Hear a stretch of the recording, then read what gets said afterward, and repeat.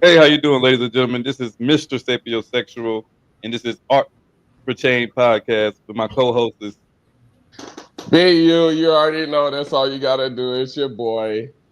And your boy AB. Let's go ahead and get it, boy. yes, sir. Tonight we got an exciting show. We have Wisconsin's own Paul Lamar Hunter. He is a autobiography author. Without further ado, let's bring him up here, man.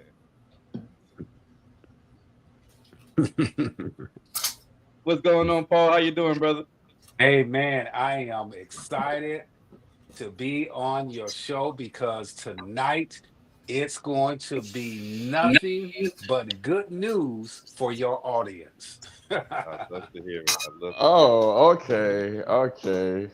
I like to hear that. That's what I like to hear. Okay. Uh, You want to start off the question? yeah. Hey, so let's start by letting everybody know your background, like where you from, how you grew up, and everything. Where are you from? Well, I was born in a great city, Racine, Wisconsin. It is about 25 to 30 miles away from Milwaukee. Um, my mother, she birthed 21 children by my father. God So damn.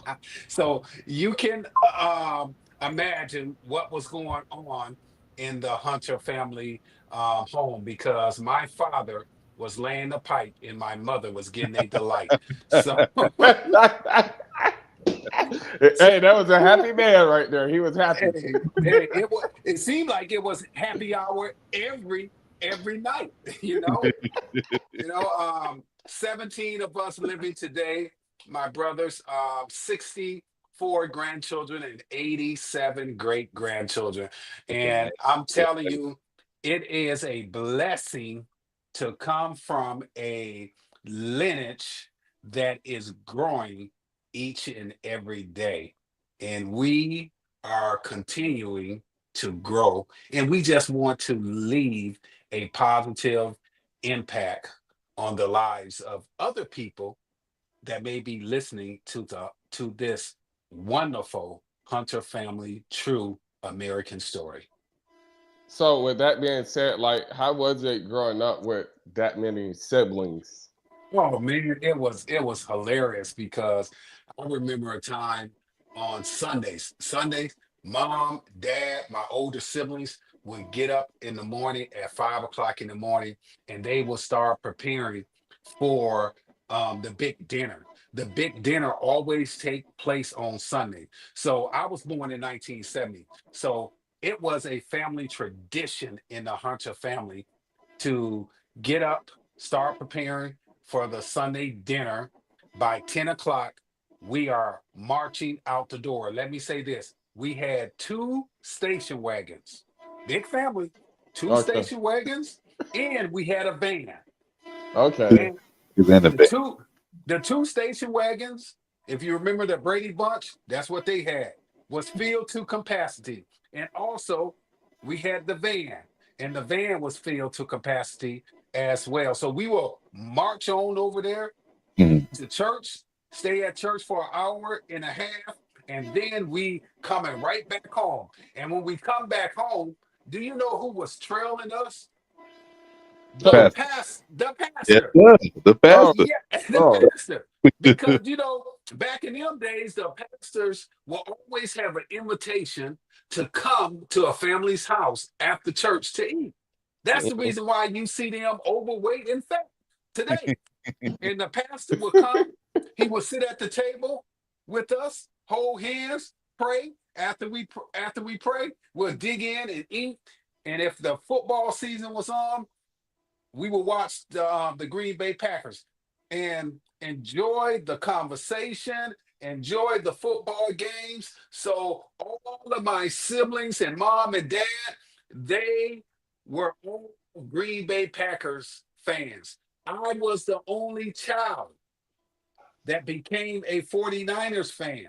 So I knew I was special because, you know, when my mother gave birth to me, she held me up and she said, "This one is going to be unique. This one is going to be special." And that's the reason why I'm a 49ers fan.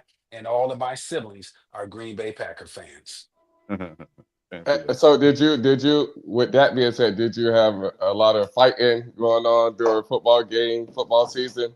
No, because you know why? I knew my older siblings, and when there were a time when the 49ers used to play the Green Bay Packers, and so I would sit there and I would be quiet, just quiet as a mouse. But on the inside, I was very joyful because the 49ers always won. So I learned to, respect my older siblings because, some people can get very emotional. And so I was just silent on the inside. And anytime you see a person silent on the inside, they are a That's a dangerous dangerous person. person. Yeah, that's a dangerous person. All right. So with that being, so did y'all have were y'all wealthy or y'all were well off? No, As family wise, were y'all well no. off? Let me tell you this, brother. We were never well off. We were never like the Duggar family. The Duggar family is a family in the United States that have 19 children. My mother birthed 21.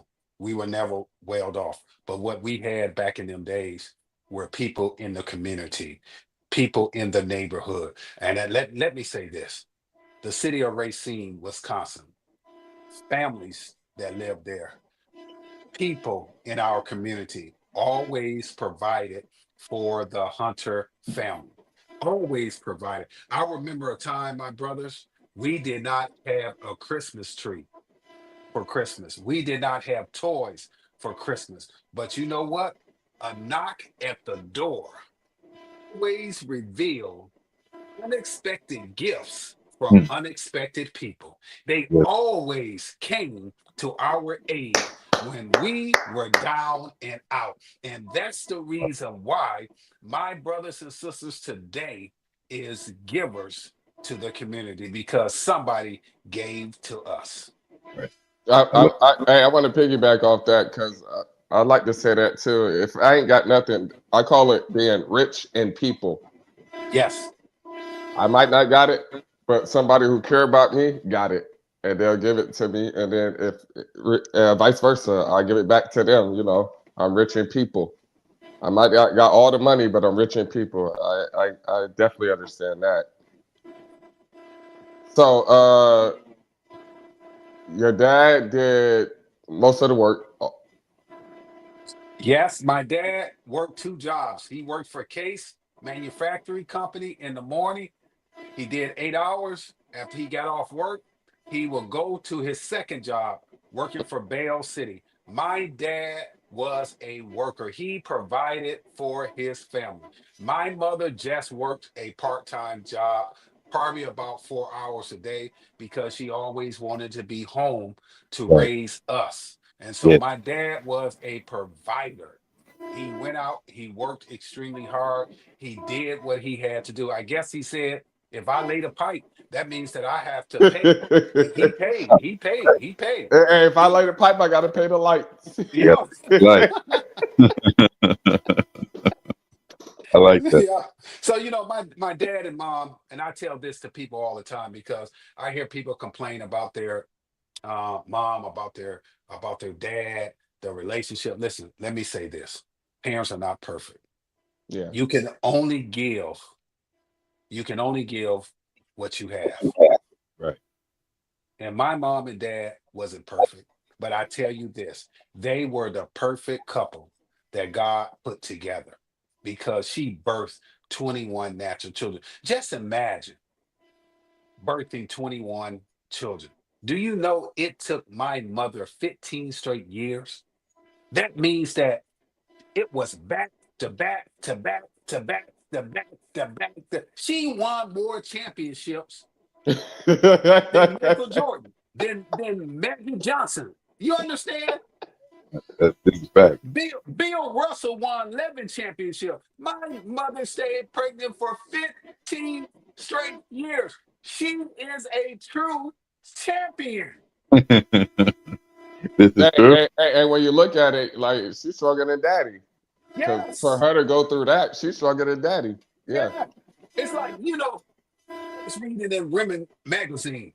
and they was talking about how women's bodies have evolved over the years compared to the 1930s, compared to the 80s, 90s, and 2000. Now, when a woman gives birth to one child, it takes that woman's body 18 months to recover.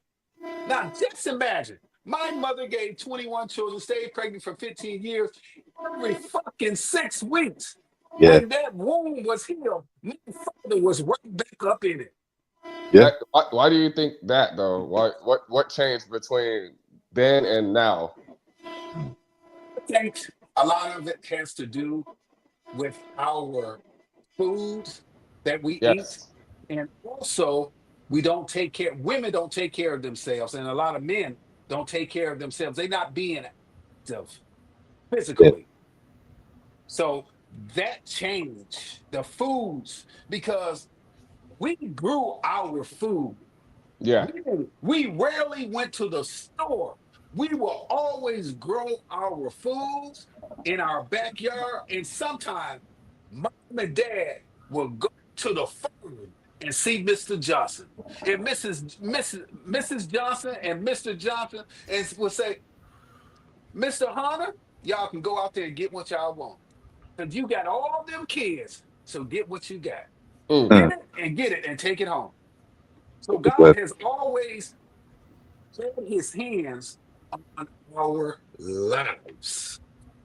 So all right. So you said you're 19, and I imagine fights in the house. Did you stay away from that? I know there had to be a lot. There had to be a lot of fights in the house. If my mother was alive today, she would tell you the fights were between the girls, never against her boys. Okay. She would tell you, she would tell you that today. She Okay. said, because growing up, it was always them girls, a cat fight, like once or twice. A cat fight. And as my older siblings used to do, especially the boys, will break it up. Yeah. But oh boy, I tell you what, when dad found out that they was fighting amongst each other, my mother and daddy, they are old fashioned. My mother used to say, if you fight in this house, you gotta fight me and you gotta fight dad. So Oh. when anytime my two sisters would get into a physical altercation, if you ever saw the movie The Green Mile, and she Yes. had to take that walk, my mother and dad used to say, take the walk and go outside to that tree and get that big old branch and bring it on in here.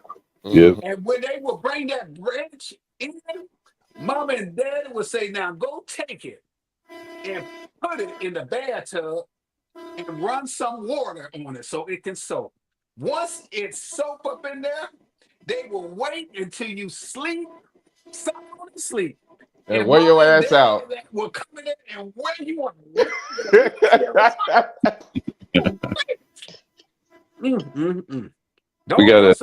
Those was the good old days. Those whoopings resonated. And so you would never see that happen today. Another thing, what mama and daddy used to do when they got mad and you wouldn't go and turn the TV to channel 2 or channel 5, because back then we didn't have remote control. The kids was the remote control. Yeah. In here and change the TV to channel 2. I remember my mama told me that. Say, yo, get up and do it. Let me tell you something, man. My mama grabbed that shoe while I was walking toward the television. Yeah, that shoe came and hit me in the middle of my back, boy. And it seems like it still hurts today when I talk about it. He and my dad were very dangerous with shoes. They were very, very dangerous. Hey, she can make her shoe turn a corner. And we got a listener that says, my mom says she'll take 5 boys to 1 girl, and she raised 5 girls and 3 boys. Hey, I'm just telling you the truth that, mom and daddy used to always say that those girls gave them hell. All right, so I next question is I got how was education with all of y'all growing up? How did education work for y'all? Well, I have to say this. Um, my mother never graduated high school. My father never graduated high school. They always worked on a farm in Vicksburg, Mississippi, until they decided to come to Racine, Wisconsin. So education wasn't a big thing in the home. Mom and dad always wanted us just to go to school, and then if you graduate or if you don't graduate, go and get a job at a factory. That was the mentality back then, because those factory jobs produced a lot of money back then, and it provided uh, food and shelter, and it paid the bills Right. for families back then. And so growing up, um, in a Hunter household, I knew that I was different, and I knew that I wanted something more than just graduating high school and then going and work for a factory. I always told myself when I was like 10, 11 years old that I was going to be an author, that I was going to write books, that I was going to be on shows, that I was going to change the world. I always told myself that it was totally different from a lot of my siblings. Now, here you got a 54-year-old man that I don't like to smoke. I don't like to smoke. I don't drink alcohol. I don't drink liquor. I love lifting weights. I love taking care of my body. So I knew that education was important to me because of who I saw in my life when I was growing up. So a lot of my brothers and sisters, yes, they did graduated high school. Some of them attended college, but they dropped out. So education wasn't important in the Hunter family. But I just decided just to take the initiative, just to go back and work on me, and that's what I did. Awesome. Yeah, me and Mister had this conversation earlier. Like, you can learn from people. You can learn what to do and what not to do from people. We had this And, conversation earlier. and I'm glad that you brought that up, because I had looked at my mother life, I looked at my father life, I looked at my siblings life, and I learned what to do and what not to do. I Mhm. learned what to say and what not to say. So so I became the first in my family to graduate from college, Upper Iowa University, in Oh, 2012. So that right there laid the foundation for the next generation of my children, my nieces, my nephews, people in their inner city. I wanted to do it for them. So you got to understand this. When I look back at my mother's lineage, my father's lineage, no one graduated college. So I said to myself, I am going to lay the foundation to be mm, the first to graduate from college. I laid that foundation. And guess what? Now, my nieces and nephews, cousins and relatives is Yeah. taking it to another level. And I did my job. I yeah. really did my job. All right. So with you doing that, what kind of hardships did you go through, like trying to achieve that? Like what? I tell you I what, know it brother, wasn't. I know it wasn't easy. it was not easy. You got to understand that I had a very difficult time adapting into a new environment. I come from the inner city, my brother. I come from the hood, the deep heart of the hood in the city of Racine, Wisconsin. And Hold on, hold on, hold on, hold on. They got hoods in Wisconsin. Hold up. yeah, Mm. yeah. they they actually have hoods in Wisconsin. All But right, all right. I believe you. thank God that I had a big family, and Okay. everybody knew the Hunter family was huge, and they gave us a pass. Mm. because they I knew believe you. I believe if you. you fight one, you got You to got fight all all. 21. Hey, Yeah. it's a lot of us to fight. So on this journey, I had to renew my mind because in the inner city, guess who we analyze? We analyze pimps. We analyze dope dealers. You understand? We do not analyze educated men and women in the inner city. We call them nerds. We call them out of touch with our reality. Yeah. So I was ridiculed for going to college. I was put down. I was told that I would never graduate from college. But look at me now. Uh, Stayed on the journey. I stayed focused. I stayed hungry. I had my vision. I had my purpose, and it was attached to my heart because I wanted to make history in the Hunter family. So on this journey, ladies and gentlemen, that you might be on in life, don't take it personal when people put you down. Stay your course yeah. and have a mindset and tell yourself each and every day that my purpose is bigger than my circumstances. Yes, so, sir. so, Yep. all right, so that motivated you to be the first out your family to get a degree Most because definitely. because you were obviously taught that you can't. This is not for you. Pretty much, like you can't do this. You're not supposed to do this. So you went against the grain, pretty much.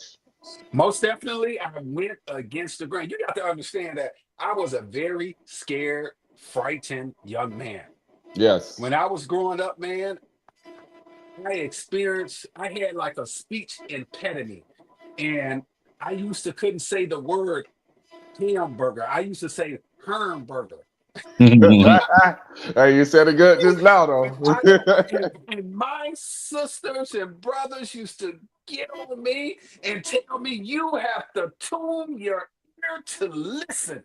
You're not listening. You have to tune your ear to listen. And and my sister Jackie told me one time, she said, I'm just sick and tired because you just refuse not to listen. And that scared me so much. And I had to sit back and think, I have to listen.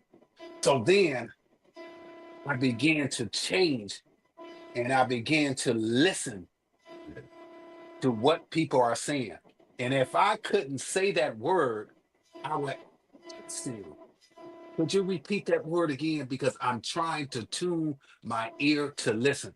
I turned a disability into a passion of teaching other people that it is all right to struggle. Because Frederick Douglass has said, Frederick Douglass Williams. Yes. without struggle, there is no progress. So I had Yes. to struggle with words to learn how to pronounce it correctly because I made progress. You gotta grow through what you go through. Yes, You yes. definitely have to do that. Definitely. Yeah. So, with that being said, with you going, all right. So you moved on through school, and what did you face racism or did you face um, anything like challenges going through getting to your degree? Well, I never faced racism at Upper Iowa University. Yeah. Um, the only challenges that I faced was using the resources that were available. I was afraid to ask. And that is something a lot of people in the inner city has is they are afraid to ask for help. They Yeah. are afraid to ask questions. So I remember this teacher, my finance teacher told me, if you want to be a smart and articulate person, you have to ask questions. And he Yeah. said, dumb people, right, don't ask questions. They just sit back. And so when I began to ask questions, my knowledge, my wisdom, my understanding began to increase and grow. So, Yeah. ladies and gentlemen, if you want to be successful in this world, you must ask questions. So, that was one of the challenges that I had to overcome while I was at Upper Iowa University, which is a great university. Upper Iowa University is a great university. Yeah. Yeah, my mom always used to tell me, closed mouths don't get fed. So I kind of understand that, right? So like, Yes. I'm a very inquisitive person myself. I ask a lot of questions. If you present something to me, I'm gonna ask you the why, the five W's straight off gate. Why are you doing this? What's the purpose? Um, like, what are you trying to achieve here? So I can see your how you kind of help that, how that kind of helps you align with what you're doing. But I kind of want to ask a question about your particular struggles. You said you don't ask questions. What questions did you ask while you were, in school to kind of put you where you are today? Okay, for example, I was just afraid if I didn't know the answer, I was afraid to go to the staff or the professor and ask for help, to ask for a tutor. I was afraid to go and use resources that Upper Iowa had. Once I overcame that, they put me in a position to win because they began to share the resources. They showed me, hey, we have a tutor online from 7 a.m. all the way up until 10 p.m. at night. So at the center, you can go in and get help with your math, get help with your English. You can get one-on-one tutoring for free. I began to use all of those resources. And once I began to receive those resources, my confidence, Yeah. my paradigm Yeah. began to shift and elevate to another level. And that's the reason why I'm not afraid to reach out to people and ask for help. If you go back and look at some of my videos, like Ebony Magazine told me no, Dr. Phil told me no. All right. Everybody on my website, newspaper publications, magazine publication, TV shows, all of them told me no. But I, I, I, yeah. I told myself, there's somebody out there that will say yes. And when somebody said yes, that's when I God looked at opened up that. the door. I looked at that. I looked at your catalog and like you can see it in your eyes. You was like, I got this. You was like, Yes. yeah. I seen it. I looked at it. I went through your catalog. Yeah. You was like, yeah. This is it. Like this is Yeah, time. It's the yeah, moment. Yeah. yeah. And when the moment had came, I Yeah. did not shrink. I did not step back. I stepped forward out in the moment. Yeah. So my journey, listen to me, men and women that is watching this podcast show, do not reject your journey. Yes, it's going to be some potholes. Yes, people are going to put you down. Yes, people do not want to see you succeed, but you must stay focused on your purpose. You must stay focused on your journey to get where you are in God damn. life. This church on my days. God damn. He preaching. God damn. That's King Day. Okay.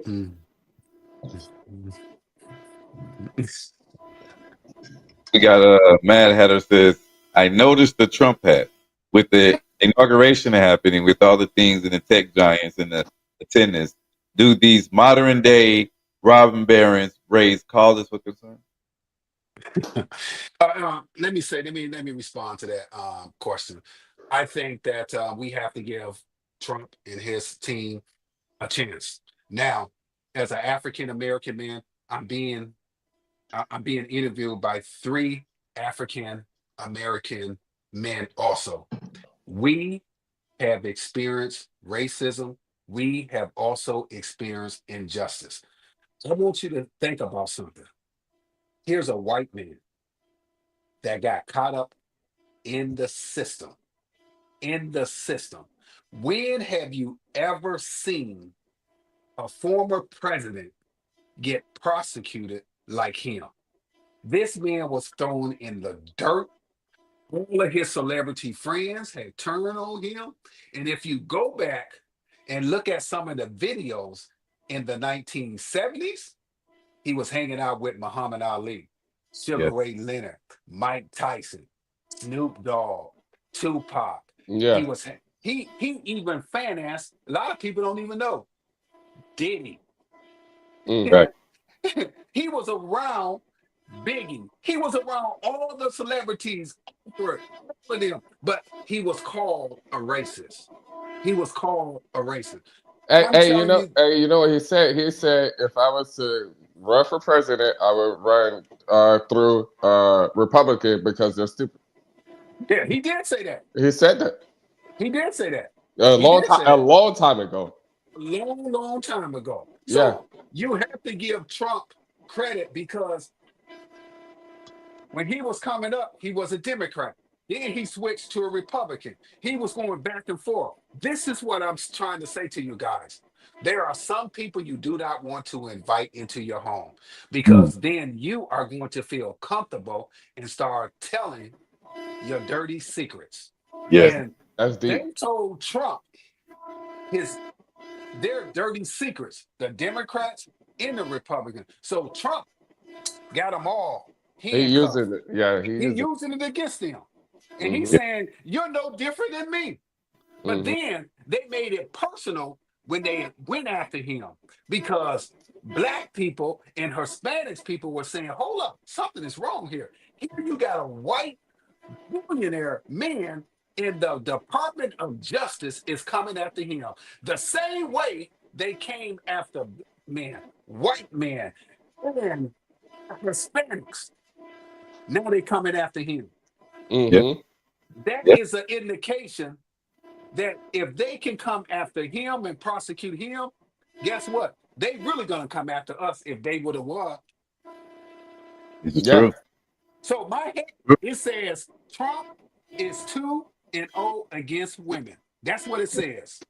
So that means that Trump had beat Hillary Clinton and Trump beat Kamala Harris. He's Yes, sir. undefeated. He's undefeated. You know he gonna use that. He gonna talk shit about that. You know he gonna use that. Hey, Trump. Hey, he a respectful asshole. That's what I call him. We He's a can respectful asshole. we Do can you have do a, you know what Trump has in common with my mother? What? Well, What is that? They were both born on June 14th. And I'm gonna tell you this. Okay. When you look at Trump, it's how his personality, how he presents himself. That's the same way my mother used to act. Mm. I like that out of you. Okay. I like that. Okay. They not gonna sugarcoat anything. They Hmm. no. just gonna tell you. And you exactly how better they get see it. that's exactly how they see it. Hey, one thing about that, I think we needed Trump though, because that brought more black people into politics. We paid Oh, more attention when Trump came to the light. Th- yes, yes, yes, This yes. this is a whole segment by itself. Whole Trump. Yeah, it I was brought gonna ask the question. I was gonna ask the question towards the end about the Trump hat. Yeah. Because I you know what I'm saying, I think Trump is our best bet right now, personally. Yeah, yeah. And let me say this to clear some And things up. it's controversial. I grew up in a household of Democrats, strictly Democrats, Democrats. But as I began to become a critical thinker and become an independent thinker, and the Democrats, they just give us stuff and give us stuff, right? but they never want to help us get out of our situation so we can be independent workers, independent thinkers. Now, with the Republican Party, they're going to give you something. And after you complete that certificate, it is up to you to go out and work and become successful. No one is coming to save you, black man, white man, Hispanic man. You have to go and save yourself and go out and do it for yourself. It's a big fact. We had another guy on the show last week, and one of the things he said was everybody's looking for somebody to bring something to the table or to hand them a table. He said, "Don't go looking for the table, make your own." So that's basically the same thing you're saying there. So I love it. Yes, sir. Yeah, I love that saying. Yeah. Mm-hmm. So back to these questions. Your writing journey. What inspires you to write autobiography, and what Well, what themes do you explore in your book? what inspired me, like I said, when I was about 10, 11 years old, I knew I was going to graduate from college and be the first. I knew I was going to be a writer. I knew I was going to be an author. But let me tell you this, it Oh, was a struggle writing my book because you got to understand that I was dealing with some internal fighting yeah, that was telling me that I was incomplete, that I could not do it. So my mind had to really, really be renewed. And the Bible talks about that. You have to renew your mind. And yeah. so as I began to renew my mind, my confidence just went to another level. And I began to just write and write and write. And then I was in English class. And once I was in English class, I told my professor what I was doing. And I said, you know what?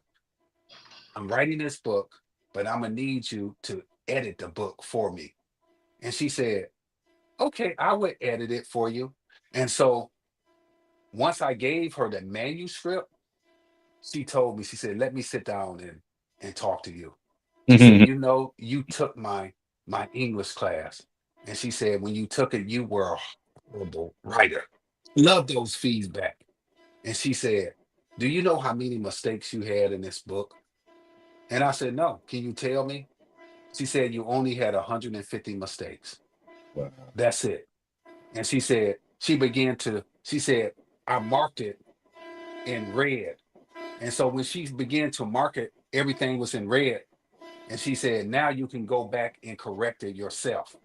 Mm, And now instead of becoming a writer, I you became became a I became an editor as well.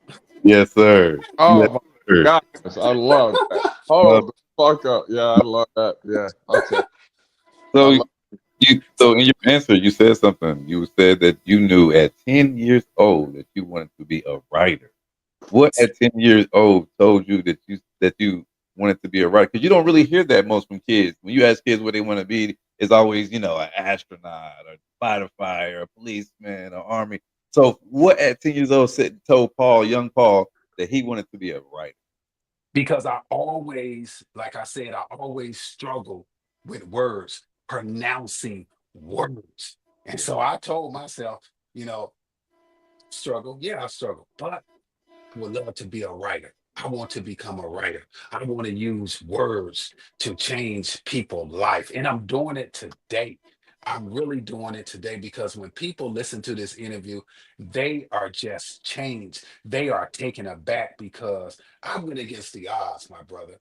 Yes. Who would ever imagine a woman giving birth to 21 children Anyone. and she had one child to graduate from college, one child to lay the foundation? My degree is given to my father, my mother, my siblings, my nieces and nephews, cousins and friends, and even the people in the inner city. I want to set an example that it does not matter where you come from, it matters where you are going in society.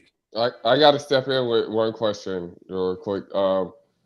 So with you being the first, do you like how's the relationship with you and your siblings? Like all the way around. Like how's Well, your I tell you what, I have to be honest with you, it was a little rocky because my brothers and sisters Did did they not envy you?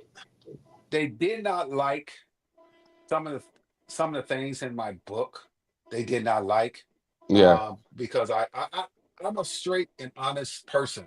I never yeah, did drugs, you know, and I always wonder what made, you know, some of my siblings to live a life of drug and alcohol. I always wondered that because my mother and father wasn't into that. You understand? They yeah, Right. just wasn't into that. But then over the years, I learned that when you become an adult, you have your own life. You make your own decision. Yeah. yes, And so, um, it's and so, writing a book, it was a challenge. And when my brothers and sisters took a couple years away and then came back and read the book, they had a good understanding of what I was saying. So the book really changed their lives, and it also changed men and women lives all around the world. Just imagine you get an email from somebody from Denmark, and they telling you your story has really changed my life. You Yeah. know, so that's what you went through. You got an email from somebody from Denmark. That's what you yeah, said. Yeah, okay, you I get it. All right. I had a mother that was like you, a father. I had a mother that was like your mother. I Yeah, had a father that was like your father. I remember a time my mother had did this type had threw a shoe at me. You know what I'm saying? I remember my mother used to whoop us with a belt, a leather belt.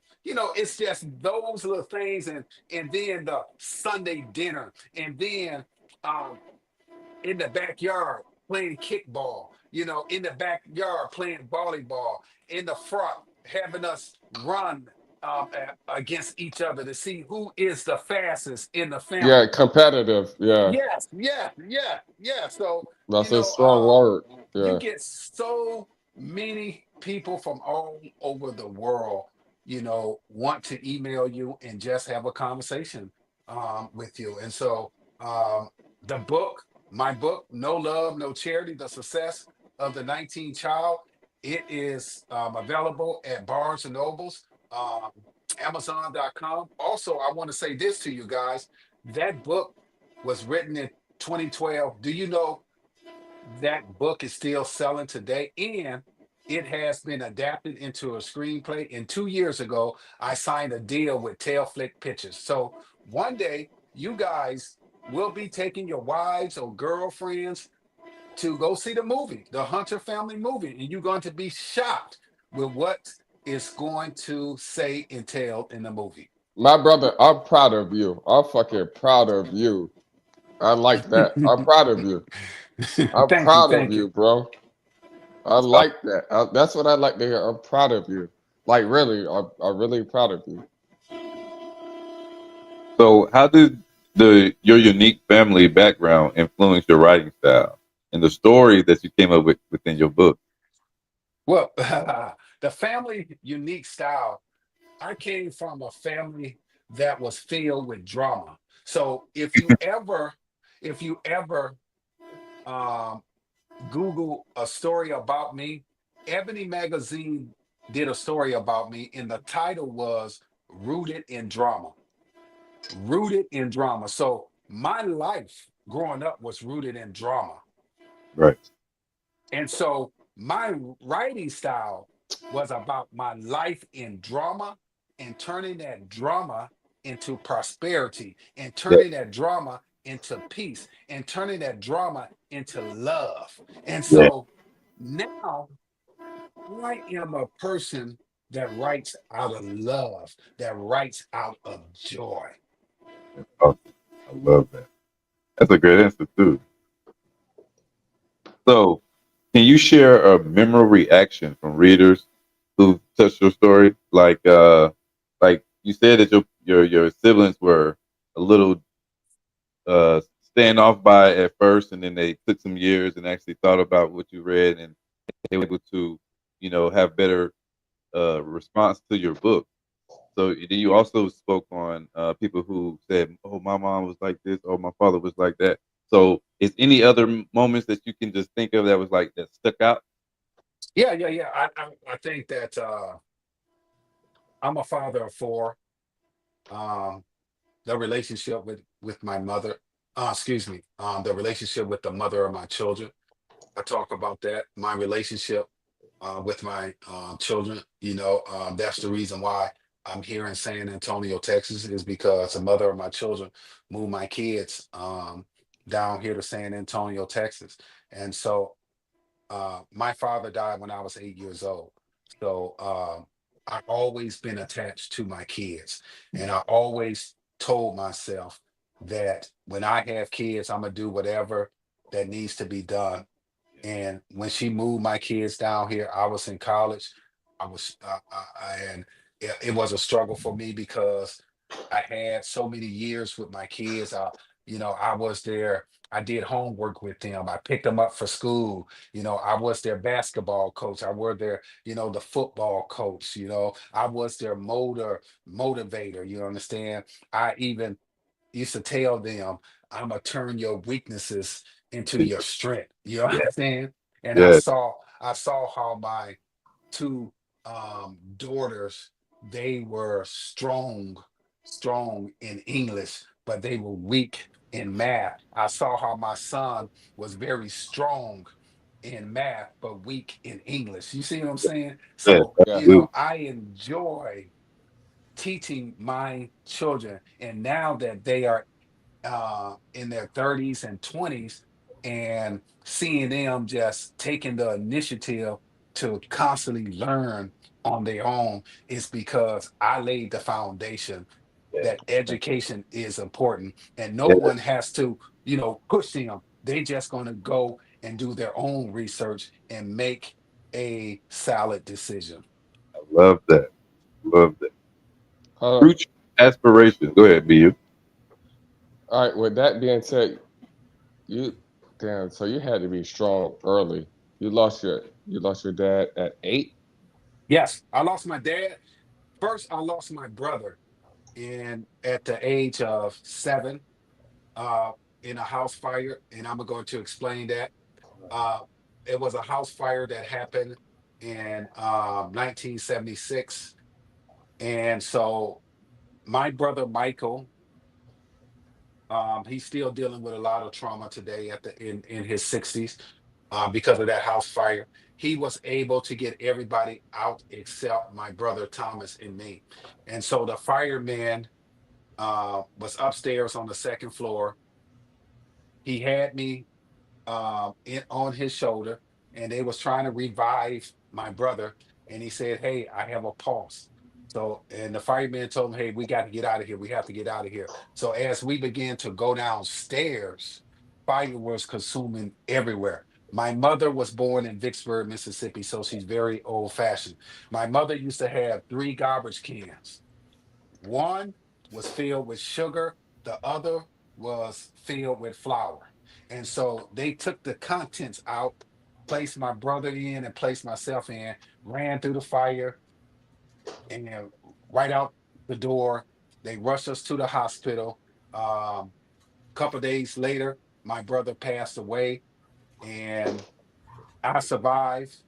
It was a funeral that was like a celebrity funeral because it was over 20,000 people that showed up at my brother's funeral. And so that tragedy really, really hurt my father and also my mother. So 9 months later, my father passed away in a car accident. Mm. Going, he drove to Mississippi, Vicksburg, Mississippi, to see his mother. Had dinner with mom. Mom requested him to stay in and say, "No, I just want to spend time with you. Stay in." So he told his mom that he just wanted to go hang out and see his family members and see some of the people that he went to high school with. So as he left the house, it was 6 blocks away. At the stoplight, he's waiting there, and somebody went right through the stoplight and hit him, and he died. Wow. Hmm. So how did that make you feel? That made you feel like, oh, now I really got to step up because you said you were 8 years old, right? Yeah, I was 8 years old, and it really changed. Those two back-to-back deaths really changed my life because I Yeah, grew up with a lot of anger. I grew up with a lot of issues and those angry issues, because one of the issues was that every time I went to school, I used to see fathers dropping their kids off, and I resented that. I really resented that. yeah, Yeah, I just resented that. And then when we used to go on field trips, and I used to see fathers with their children on a field trip, and I just resented that. But then it clicked in me, and I told myself, I said, I'm going to outlive my father because my father died at the age of 42. And I said that when I have kids, that I was going to go on field trips with my kids, that I was going to take my kids to the zoo, that I was going to take my kids walking. I was going to go bike riding with my kids. I enjoyed everything with my kids. And I just wish that God would have gave me more years with my father, but he didn't. And I have no regrets. But my older brothers, I think they did a tremendous job of guiding me and giving me some type of structure. But yeah. if it wasn't for my other older brothers, I wouldn't be here. And that's the reason why I'm saying this to men. It is important that if you have a child, to spend time with your child, to be a role model to your children, to be involved in their lives. You might not be with the mother, you might have a bad relationship. It's not about you, it's not about the mother, it's about the child. I got another question too. You on some shit. All right, so with that being said, because men are like supposed to be the strong one in a family, so we're taught not to be emotional, you know, but we have to be emotional. Men have to be emotional. We have to speak about our feelings. We're taught to be strong. So how you feel about that? Because like, you gotta talk about it. We're all human. We have to Yeah, talk about it, let it all out. Like that's therapy. That's all of that. and let me say this. What you're saying is absolutely correct. We have to have our emotions to come out. We have to cry. We are also vulnerable at any moment. Yes. Um, if you going to try and talk with someone, I advise this to all men. Don't you tell it to a woman. Don't you go to your wife. Don't you go to your girlfriend. You go to another man and talk because men know how to uplift another man. If you tell your significant loved one, when y'all get in an argument, she's going to throw it in She your use it face. against you. Yep. Yep. And then They that will brings use you it against you. down. And then you don't want to talk no more. Then you don't, and it's gonna shut you down. It's Yes. gonna shut you down. So I advise men, find you a good mentor. Find you somebody that you can confide in, and they will never say nothing to you because they want to build you up and not tear you down. Yes. Yes. Yes. All right, Mister, you got it. What would advice you would give to a future author? I think the best advice that I would give to a future author is to go out and surround yourself with some creative writers. And if you want to become a great writer, take notes and listen to what the writers are telling you. And then continue to read some of their books so you can get some structure, some guidance on how to become a great writer. And it goes back to the basics, fundamentals. And I'm going to tell you this, you have your topic sentence, then you have your body. Your body, all right, supports your topic sentence. And Right. then you have your conclusion. And your Yeah. conclusion supports everything what you said. So once you get that down in your head, it's easy as 1, 2, 3. Did you have any problems with like publishing? No, Being I did not. No, okay. no, I did not. I did not have any problems. What I did was um, I met a guy, Dr. Dennis James Woods. He was telling me he was starting a publishing company. I listened to him, and we began to engage in conversations. And I told him, "This is my plans. This is what I want to do." And he said, "Hey, excuse me." He said, "Hey, come to my company." Came to his company. We got it done. We got the book done. Like I said, the book is still out there. I got another book that's coming out on why women stay in bad relationship, and Mm, that book is coming out this year. Also, I have another book that's coming out in July. It's saying that I'm pregnant and child support is the father, because I want all men to know that child support is not law, that child support is a statute. And if you want to get rid of child support, I advise you to go out on Amazon and get you a Black Laws Dictionary and learn what the word statute means. Statute is a rule and regulation that requires a person consent. mm. So anytime when you go to You about to court, have me. You about to have me. Hey, this about to go a long way. You about to have me talking. I'll let you finish though. You about to have me talking. yeah, because you got to understand this, and I am a subject matter expert when it comes to child support. You guys don't even know that child support really got started in 1933. Anything that they usher in, it takes years and years, because they have to get rid of that old generation and bring in a new generation that will believe any fucking thing. And Yes, so, sir. Yes, sir. so when they got started with child support, that generation is gone now. So they ushered it in 1975. So who ushered it in? You Mm. wouldn't even believe it. It was the Democrats. It Mm-mm-mm. was the Democrats. Mm-mm-mm. The dirty Democrats did it in 1975. And so they put the bill together. The bill went from the House to the Senate. Who was in charge of the Senate? It was a guy named Nelson Rockefeller. Do you hear what I'm saying? Yeah, the Yes. Rockefellers. Yeah, Yes. the So Rockefellers. he was a Republican. He tells them, you send the bill back to the House because it must state that child support is a voluntary program. Let me say Mm. this again. Say, Send the say it one bill more time. back, Hey, say it louder too. Say it louder. send the bill to the House and told them that it must say that child support is a voluntary court hearing. How about that? And attorneys do not even tell you that. They will not tell you that.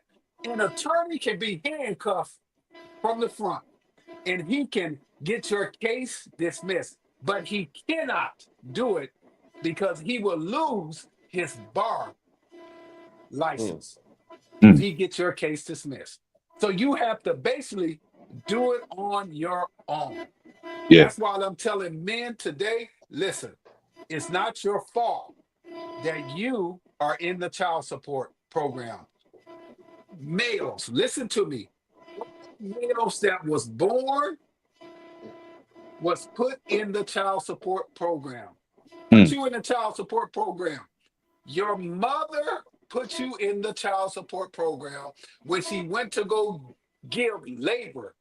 Your mother had to sign in to the hospital, but she never knew what she was signing, all those documents. Mm. Mm. So when she signed those documents, the hospital took those documents and gave them, well, they didn't give them, they sold it to child support for like 60 bucks.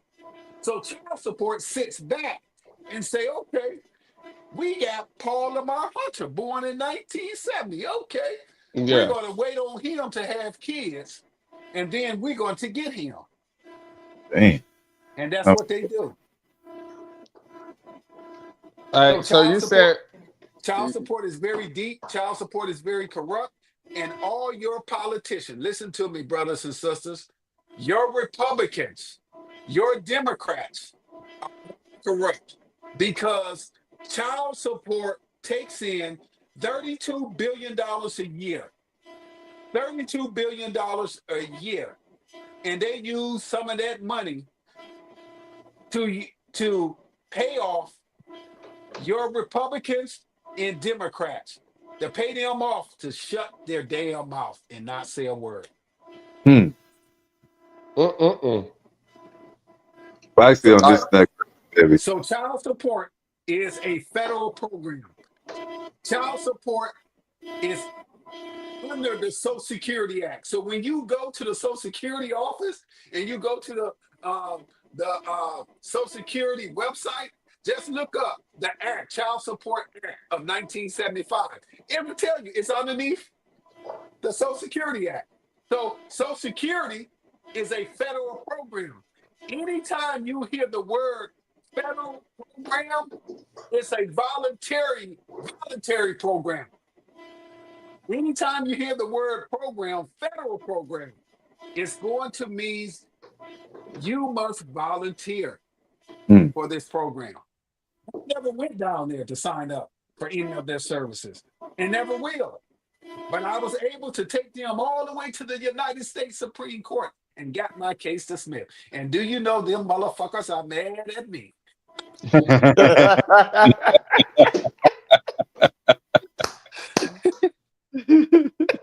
But I'm gonna tell you something, my brothers. What you do in the dark will come to the light. Hey. Everything is coming to the light. Everything is coming to the light, my brothers. That's the reason why you see what Biden did today. He pardoned Dr. Fauci. He pardoned Congress. He pardoned Congress, the Republicans and the Democrats. He pardoned them all. Why did he do that? Because he knew that Brother Trump was going to come after them and expose them and get them prosecuted and put in jail. And the judge resigned, like all that. I see that too. The judge resigned, like he resigned. But I got a question. You said with the woman, they're afraid to leave. They're afraid to leave their man or their husband because what is it? Security? How do you feel about that?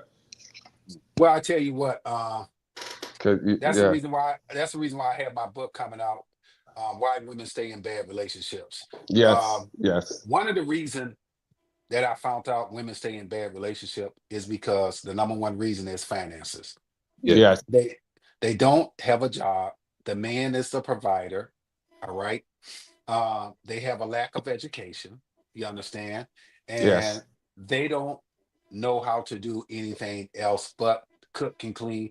Anytime a woman tell you, the only thing I have to offer is to cook and clean, and they talking about their beautiful body, that shit is going to deteriorate. Yes. She's not an asset. She's a liability. Yes. I don't care I how agree. pretty she is, how good the coochie is. She's a liability. She will make your life hell. I'm telling you, she will make your life hell. I agree. So when you see them women, run. Remember finding Forrest? Run, Forrest, run. Yeah. Forrest Gump. Yeah. So when you see them women don't have nothing to offer, just run. That's it. Just run. Because I gotta run while I got good legs right now. I feel like this. They always saying that men have to bring something to the table. Why can't women bring something to the table? Why can't we both just bring? Why we all can't bring something? Yeah. Yes. I agree with that. That's me and Mister had this conversation all the time. Yeah. Boy, Paul speaking a mouthful tonight on Harper James.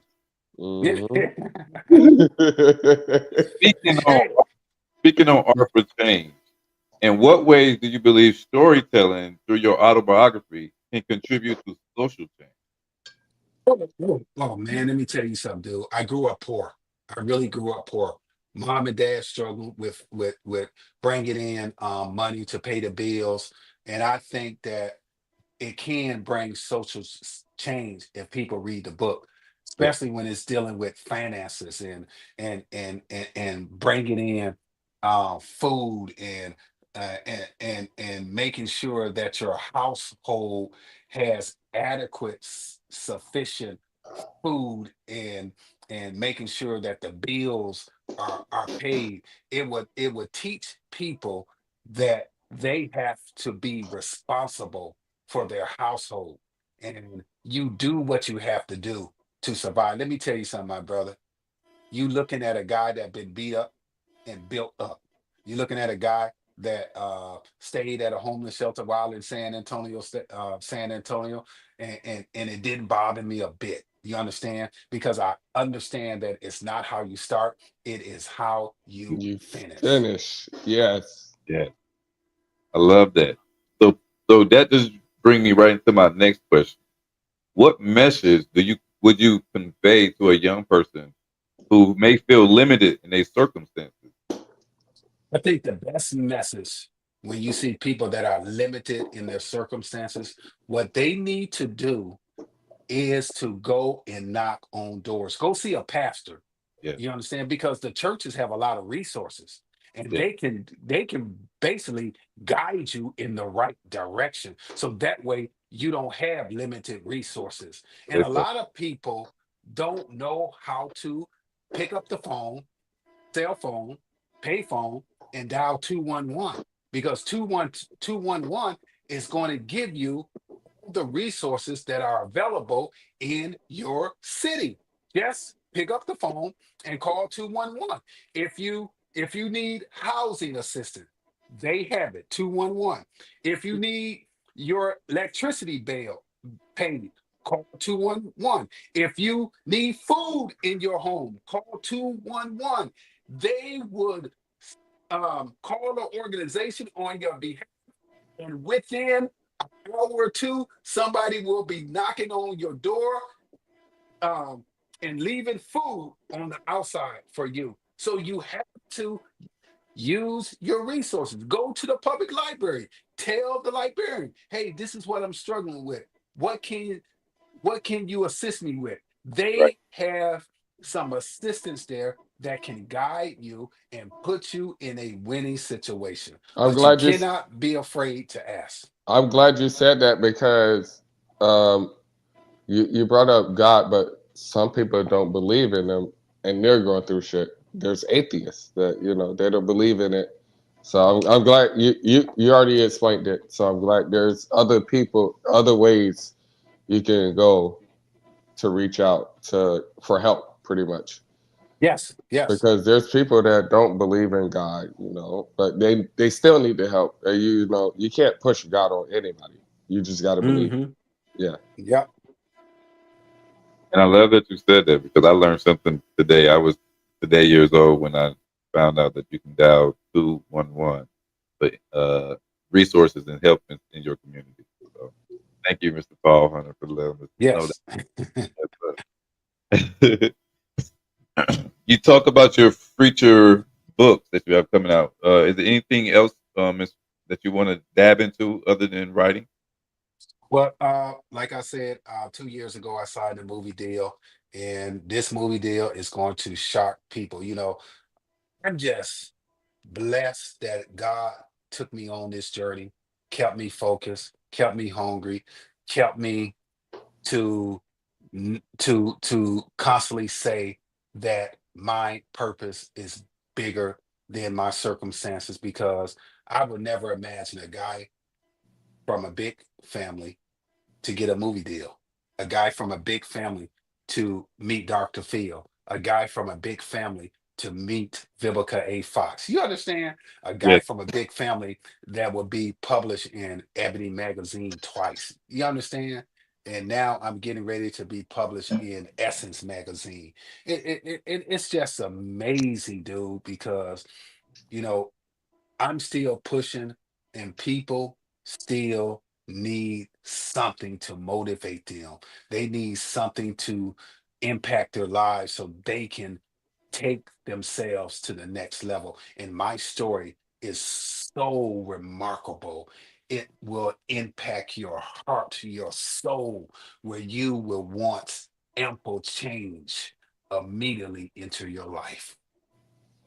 I got a saying. You can borrow this if you want. You can't rush greatness. You can borrow No, it. You know, you can have it. yeah, yeah, You yeah. can't rush greatness. No, you cannot. No, you cannot. That's the reason why, man. I tell people all the time, some people want to get to the destination right away. No, no, no, no. It's about the journey, because while you're on this journey, who you stopping to have a Exactly. conversation with? Who you Mm-hmm. saying hello to? Who you going into a store, and that Yeah. person is short $1 or two, and you can dig in your wallet and say, here you go, keep your money, I'll pay for it. You understand? It's Yeah. it's not about the destination. It has always been about the journey. Yes, sir. All about the journey. I love that. So speaking on that, and I hear everything that you're saying, and you got a lot of motivation behind everything that you speak. So, like, in what ways do you see your writing involving, especially in like educating or like empowering? Uh, I see my writing evolving when I was in college. Really, when I was in college, and I kept practicing and practicing and putting it in my head, and then writing it on the notes, and just writing and writing. And I saw what my teacher would give me, that feedback. And when people give you positive feedback, that's an indication that you are going to the next level. That's an indication that you are growing. You Yeah, just need to tweak some things, edit some things, subtract some things, and multiply some things, and you'll be okay. I love All right. So with that being said, like they're tweaking your stuff, and then now you look back. Do you think you could tweak their stuff? Like, because now do you think you exceed them? it. Mm, No, I tweak them and they tweak me, because you know what? I tell people all the time, I'm- I am on the potter's wheel. As long as I'm living, I'm on the potter's wheel, because I will make a mistake just like anybody else will make a Yes. mistake. I am not perfect. I'm going to stay on the potter's wheel because it keeps me humble. yes. So I'm going to stay here because I'm constantly evolving. I'm constantly learning. I'm All right. constantly trying to be the best version of All right. Paul Lamar Hunter. For the people who don't know, explain the potter's wheel. The potter's wheel, if you ever took a clay class, and you on a potter's wheel, and you molding the clay, and you trying to make this beautiful plate, or vase, and you just on a potter wheel, and you just trying to get it to the perfect mold, to get it to the perfect setting, and you just constantly just working it and working and working until you get to that perfect destination. And once you get to that perfect destination, you can say it is complete. God Mm. damn, I like him. Oh shit, I like him. Mr. Paul Lamar Hunter, ladies and gentlemen. Paul, we've had you on here for a good while, man. Go ahead and give all the listeners your uh, socials and where they can find your book. Okay, they can go to Barnes and Nobles, Amazon.com, and find my book. The title of my book is No Love, No Charity: The Success of the 19th Child. I'm going to say it again. No Love, No Charity: The Success of the 19th Child. I am on TikTok, Facebook, Instagram, Twitter under Paul Lamar Hunter. Paul Lamar Hunter. And my website, ladies and gentlemen, it is paullamarhunter.com. paullamarhunter.com. Real You can simple. go there. You can go there because I am available for speaking engagements and Yeah, book signings. So please go to my website, paullamarhunter.com. gotta check them Oh, out, yeah, man. yeah, yeah. Awesome. And we'll put that in our when we drop. We'll put that in our bio and everything You to know, make sure. do you know about when the movie deal is gonna be coming out? You know when we can be expecting to look for that? 2027, my brother. 2027. Y'all here first on Art for Change. Yes. Hey, you heard it here first. Man, Paul, it's been a pleasure chopping it up with you, man. You come back anytime. Anytime you get your new book out, you can come and discuss it and maybe read some a chapter out of it with us. Yeah, hey, thank you. And I tell you what, man, once the movie come out, I'm coming back on your show so we can promote the movie and we Yes, can sir. have fun. Yes, Oh sir. yeah, we had fun tonight. Yeah, all right, yeah, yeah. And I can't wait to see the movie, man. I hope I get me some tickets because I know the editor, writer, and producer. You know what I'm Yeah. Hey, yeah. You got. Hey, hold on. Yeah, you're right. You got to get us some tickets. saying? Okay. You gotta get us some tickets. Hey, a little preview, little light preview. Have us on the premiere, man. Oh man, be a pleasure, man. We're gonna go ahead and get you off here, man. We appreciate you, man. Come back anytime. All right, thank you. Bye bye. All right, man. Hey, great guest, bro. I All love right. that. I love what you're doing. Great guest. I love what you're doing. Keep doing it. Do not lose faith. All right. You already got it in you. So just keep doing what you're doing. All right. Yes. Thank you. Appreciate it. Paul Lamar Hunter, ladies and gentlemen, Yes. author of No Love, No Charity, The Success of the 19th Child. Peace. Peace. That was good. Yeah, that was a good show, man. Paul was dope. That was good. It was dope. All right, ladies and gentlemen, we done stole enough of your time for today, man. No matter what you're doing, and if you're doing some art, make sure you art for change. I am your host, Honestly. Mister Sapiosexual, and my co-host. You already know it's your boy BheeYou. That's all you gotta do. Y'all know me. Yes, man. Unapologetically me. Yeah, yes, sir. Yes, man. Y'all be good, man. My art through this and change make peace and All right. love. Whew.